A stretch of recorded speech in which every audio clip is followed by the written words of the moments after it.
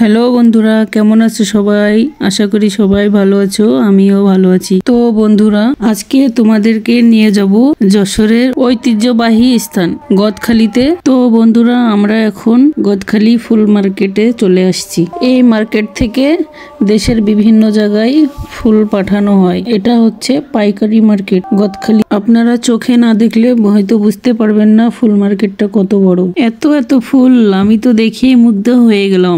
জীবনে কখনো একসঙ্গে এত ফুল দেখি নাই। অনেক সুন্দর। গদখালি বাজার থেকে আরো 2 কিলো সামনে আমাদের সেই কাঙ্ক্ষিত স্থান। অবশেষে আমরা চলে আসলাম ফুলের রাজ্য গদখালিতে। ওয়াও, পার্কটা অনেক সুন্দর। চতুর্দিকে শুধু ফুল আর ফুল। বন্ধুরা, আপনারা দেখেন কত সুন্দর লাগতেছে। আমি তো আজকে যাওয়ার সময় নিয়ে যাব অনেকগুলা ফুলের গাছ। কত সুন্দর সব দেখো। আসলে গদখালিকে যে ফুলের রাজ্য বলা হয়, সত্যিই তাই। এটা একটা ফুলের রাজ্য। দেখতে অনেক সুন্দর, মন ভরে যাচ্ছে এই সমস্ত দোকান।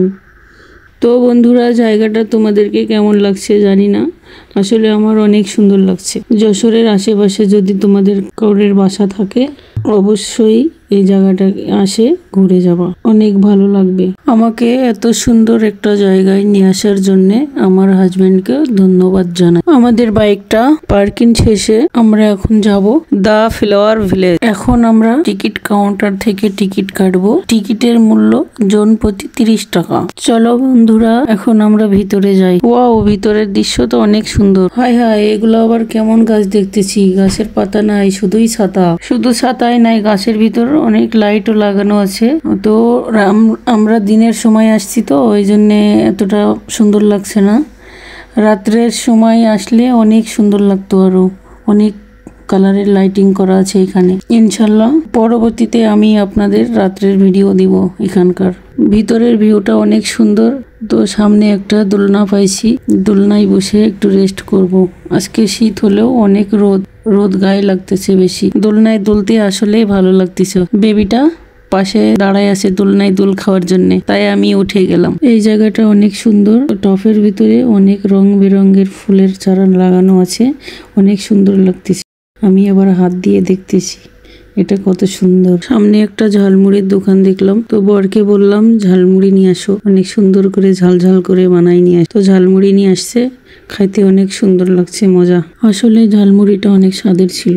বরকে একটু খাইতে বললাম, সে খাইলো না। সে আবার ঝাল পছন্দ করে না। ঝালমুড়ি খাওয়ার শেষে এখন একটু সামনের ওই দিকটায় যাব। চলো তাহলে ওদিকে যাই। এদিকটা তো আরো সুন্দর লাগতেছে, অনেক সুন্দর। গদখালিকে যে ফুলের রাজ্য বলা হয় এই কারণেই, আসলেই তাই।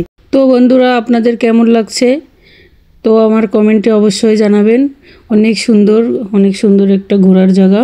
বন্ধুরা, আপনারা কি জানেন এইটা কি ফুল গাছ? রং বেরঙের ফুল, অনেক সুন্দর লাগছে। তো আপনারা অবশ্যই কমেন্টে জানাবেন এটা কি ফুল গাছ। ঘুরতে ঘুরতে দেখলাম এক চাচা ক্রাউন বিক্রি করতেছে ফুলের। তো আমি একটা ক্রাউন কিনে নিলাম, নিয়ে মাথায় দিলাম।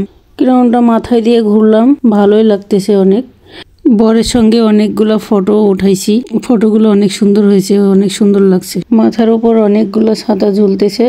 ভিউটা সত্যিই অনেক সুন্দর, জোশ লাগতেছে। আপনাদের কেমন লাগতেছে আমি জানি না, আসলে আমাকে অনেক সুন্দর লাগতেছে। সামনের ওই পানির ঝর্ণাটাও অনেক সুন্দর। আমার পিছনের বাচ্চাগুলো টিকটক ভিডিও বানাচ্ছে। আমরা এখন ফ্লাওয়ার ভিলেজ পার্ক থেকে বাইর হব। ভিতরের পরিবেশটা সত্যিই অনেক ভালো ছিল। যদি সুযোগ পাই পরবর্তীতে আবার আসবো, কারণ এখানকার রাতের ভিউটা আরো অনেক সুন্দর। অবশেষে আমরা বাইরে আসলাম। এখন আমরা ফুলের দোকানগুলো ঘুরে দেখব। হরেক রকমের ফুল দেখে মুগ্ধ হয়ে যাচ্ছি। আপনারা দেখেন কত সুন্দর, কত ধরনের ফুল। মনে হচ্ছে যেন সব ফুলগুলাই নিয়ে যাই। আমার বর আমাকে একটা বুকেট কিনে দিল, তো বুকেটটার ভিডিও করতে ভুলে গেছি, তো তোমাদেরকে দেখাতে পারলাম না। তো ঘুরতে ঘুরতে অনেক ক্লান্ত লাগলো, তো এখন কফি খাবো।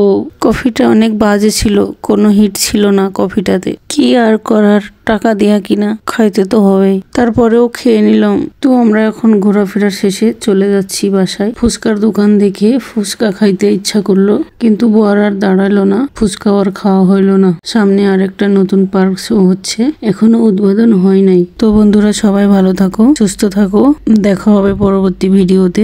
ভিডিওটা ভালো লাগলে লাইক করবেন, কমেন্ট করবেন, আমার পাশে থাকবেন, ভালোবাসা দিবেন।